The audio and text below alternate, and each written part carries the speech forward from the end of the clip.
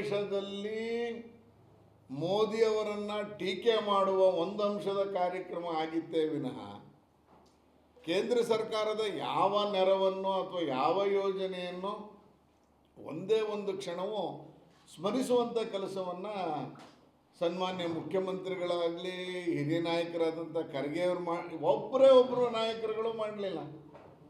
ಹಂಗಾರೆ ಕೇಂದ್ರ ಸರ್ಕಾರ ಏನು ಕೊಟ್ಟೇ ಇಲ್ವಾ ನಮ್ಮ ಜಿಲ್ಲೆಗೆ? ಕೇಂದ್ರ ಸರ್ಕಾರದ ಯೋಜನೆಗಳ ಬಗ್ಗೆ ಮಾತನಾಡೋಕ್ಕೆ ರೆಡಿ ಇಲ್ಲ. ಒಂದೇ ಒಂದು ಅಂಶವನ್ನು ಈ ಬಾರಿಯ ಮೊನ್ನೆಯ ಸಮಾವೇಶದಲ್ಲಿ ಹೇಳಿಲ್ಲ.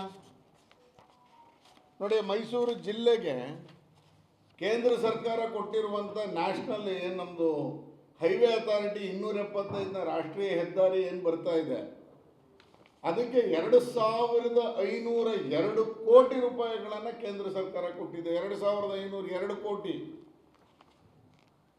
ಬ್ಲಾಕ್ ಸ್ಪಾಟ್ ರೆಕ್ಟಿಫಿಕೇಷನ್ನು ಎಲ್ಲಿ ಹಳ್ಳ ಬಿದ್ದಿದೆ ಅದಕ್ಕೆ ಅಂತೇಳಿ ನಮ್ಮ ಸರ್ಕಾರ ಕೇಂದ್ರದಿಂದ 127 ಕೋಟಿ ಕೊಟ್ಟಿದ್ದಾರಲ್ಲ, ಸ್ಮರಣೆ ಮಾಡಬೇಕಾಗಿರಲಿಲ್ವಾ?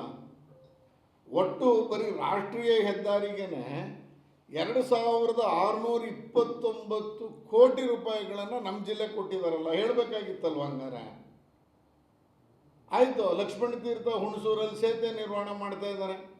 ಮೈಸೂರಲ್ಲಿ 4 ಕಡೆ ರೈಲ್ವೆ ಕೆಳಸೇತುವೆ ಕೆಲಸಗಳು ನಡೀತಾ ಇದೆ. ಅವೆರಡಕ್ಕೂ 170 ಕೋಟಿ ಕೊಟ್ಟಿದ್ದಾರಲ್ಲ, ಅದನ್ನು ಸ್ಮರಣೆ ಮಾಡಬೇಕಾಗಿರಲಿಲ್ವ ಹಂಗಾರೆ ಮುಖ್ಯಮಂತ್ರಿಗಳು?